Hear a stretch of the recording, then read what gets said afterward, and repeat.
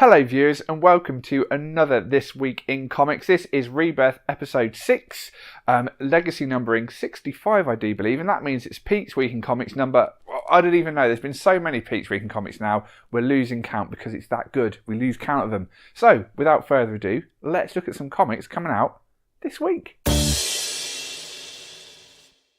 And as has been a bit of a trend with new releases at the moment, they all start with number ones, don't they? And what has become a bit of a trend from Marvel, and even DC have gotten on the act, is having an old version of a character. So from Marvel, we've had Old Man Logan, we've had Old Man Hawkeye, DC have given us Old Lady Harley. But now, not to be outdone, Peter Quill, aka Star-Lord, is old in Old Man Quill. So as you can probably guess, these stories are set in the future when the title character is older than they regularly are. So if you want to know what Peter Quill's been up to in his older years, he's grown a beard. I'm sure he's done a lot more than that as well. And if you read this new issue 1, you will find out there might be even old Raccoon Rocket, old Groot. We don't know. There'll be old characters, not young. Old Man Quill, issue 1.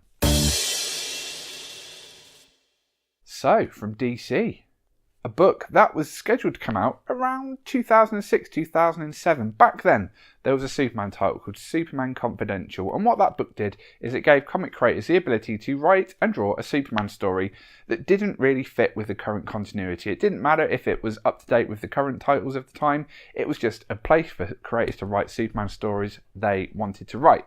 And back then, Marv Wolfman wrote a Superman story called Man and Superman, and it never came out. That is, until this week, with Man and Superman. Now this is a lovely prestige format book, nice and thick, the full 100-page spectacular from Marv Wolfman. He has gone on to record saying it's one of the greatest stories he's ever written, which I suppose he's going to say. He's not going to say, this new book's out, not really keen on it, but it's out. He has gone on record saying he loves this story, so hopefully you will too. Like I say, big book, 100 pages, for $10, but that's good value for money. You get loads of content for your money. Look at that, loads of that. Prestige format, nice little spine. A Superman story that was meant to come out over a decade ago is now available in comic shops and to get into your hands. I'm looking forward to reading it, so you should be too. So for a number of weeks, 5 weeks to be exact, Marvel have been releasing a Daredevil book called Man Without Fear. This was the lead into a brand new Daredevil ongoing series, which is starting this week with a brand new issue 1, just simply titled Daredevil. Issue 1, but legacy numbering, if you're into that sort of thing, is 613. Now this book is by Chip Zdarsky. He's done some excellent work in recent years on the Spectacular Spider-Man book. So if you enjoyed his work on that, and maybe you've always fancied reading Daredevil but have never got round to it, here you go. Looks a bit grim and gritty on the cover. He's got blood on his hands. We don't know if that's good people's blood or bad people's blood. Hopefully bad people's, because Daredevil technically is a hero.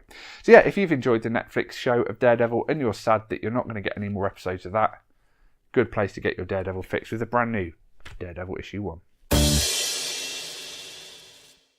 Now, a couple of years ago, we had a crossover between Batman and The Flash. It was called The Button, and it kind of set the stage for a lot of what's going on in the DC Comics at the moment with Doomsday Clock. And it was very popular. People like seeing Barry Allen and Batman team up. So they're doing it again with a new Batman Flash crossover called The Price of Justice. And part 1 is in this week, starting in Flash issue 64, carries on in the next Flash. Then you get another Batman book, then another Flash book. That is a 4-issue story, but this kind of spins out of what's going on in Heroes in Crisis. So if you are reading that book, then this is a crossover you should definitely be picking up too. From what I understand, Batman and the Flash are investigating what's going on with a few of the deaths in Sanctuary. So it's not going to give you any information that you might not find out in Heroes in Crisis, but it's a big part of it. So if you want to delve a bit deeper into that popular storyline by Tom King, this is the place to do so. I'm looking forward to reading it. I'm a big Flash fan, as regular listeners will know. Don't really read Batman myself, but if there's a crossover involving characters that I'm interested in, I will buy a bit of Batman. And it's by Tom King. Can't say better than that. He's popular, isn't he? Everyone loves a bit of Tom King. You will have heard us talk recently about brand new Conan comics coming out from our friends at Marvel. They used to be published by Dark Horse, and then back in the day they were by Marvel.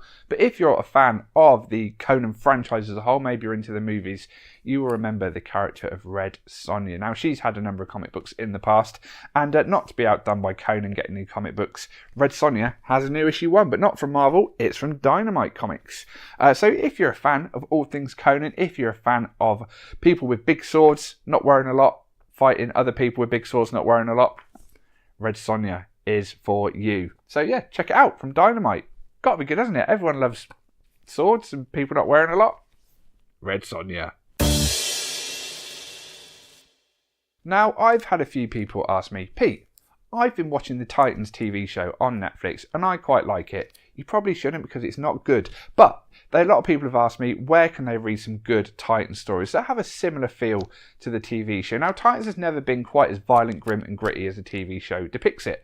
But a good place to start for all you Titans fans is the Geoff Johns run. A couple of trade paperbacks out already. I think they're going to release the whole series as time goes on, but getting from the ground up with volume 1 of the Geoff Johns run. It features a lot of your favourite characters. Robin is in there, Impulse is in there, but he becomes Kid Flash very early on in the series. Superboy's involved. Obviously, he's just come back in the comics as part of Young Justice. You've also got characters like Raven, Beast Boy, Cyborg, Starfire. All your favourite Teen Titans are there.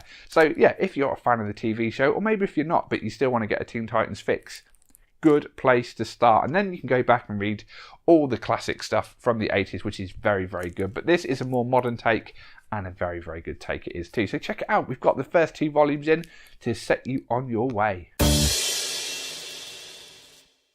Obviously, a lot of the comic books we sell are from America because they are American comics. But that doesn't mean the UK is to be outdone when it comes to creating some iconic comic characters, one of which is Judge Dredd. From the pages of 2000 AD, Judge Dredd has become a very popular character for kids and adults alike. Well, if you want to read a bit of Judge Dredd, maybe you've never really read him before and you don't know where to start.